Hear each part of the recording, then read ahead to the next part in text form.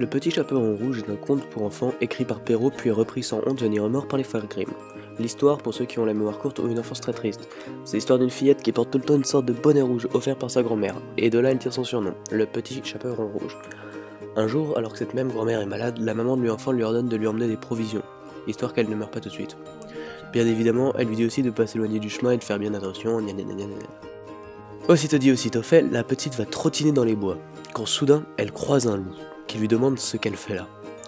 Réaction classique d'un enfant de 8 ans qui croise un loup qui parle, elle lui répond gentiment, lui explique la situation, puis part cueillir des fleurs dans les sous-bois après que l'animal le lui ait subtilement suggéré.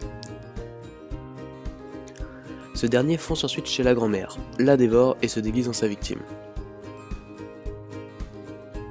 Le Petit Chaperon Rouge arrive ensuite, ne se doute de rien malgré une augmentation significative de la pilosité faciale de sa grand-mère et se fait bouffer à son tour. Chez Perrault, l'histoire s'arrête ici, mais les frères Grimm rajoutent une fin alternative.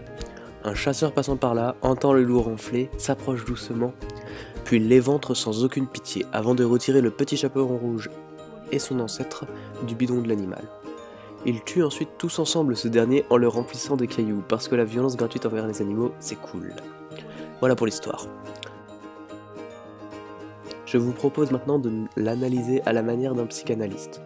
Et comme toute psychanalyse qui se respecte, on va parler de ça. Commençons par le début avec la symbolique de la couleur rouge, prédominante voire même omniprésente dans le récit. Pour les psychanalystes, elle est associée aux émotions violentes et donc, devinez quoi, à la sexualité. Le fait qu'une grand-mère offrant à sa petite fille un objet à connotation sexuelle pouvant paraître surprenant, on peut le justifier avec une symbolique de transfert de pouvoir de séduction intergénérationnel. D'autant plus que la grand-mère est vieille, faible, malade et probablement édentée. On assiste ensuite à une confrontation de la part de la jeune fille entre le principe de sécurité et de rationalité, par exemple suivre les conseils de sa mère et donc le chemin, et le principe de découverte et de plaisir, sortir des sentiers battus, découvrir les secrets cachés dans les sous-bois. Tout cela sont des métaphores, je vous laisse deviner ce que ça peut vouloir dire. Les enfants, lors de la puberté, doivent souvent faire face à ce dilemme. Ainsi, loin de l'influence de sa mère, le Petit Chaperon Rouge ne peut résister et part à la découverte de ce qui pourrait symboliser le monde des adultes. On peut aussi penser qu'elle élimine inconsciemment sa rivale féminine en donnant au loup des instructions précises et détaillées sur la façon de trouver la grand-mère, ce comportement étant lié à des remontées oedipiennes. D'ailleurs, on peut se demander pourquoi le loup ne dévore pas directement la fillette à ce moment du récit. Perrault présente une explication rationnelle, avec la peur de se faire surprendre par les bûcherons, et on peut comprendre qu'un adulte renonce à séduire une petite fille s'il risque d'être vu ou entendu par d'autres adultes. Mais une autre interprétation est possible. Il doit d'abord supprimer l'autorité supérieure, avec en l'occurrence la grand-mère, avant de pouvoir jeter son dévolu sur la petite fille. En attendant, ses désirs et pulsions doivent être refoulés.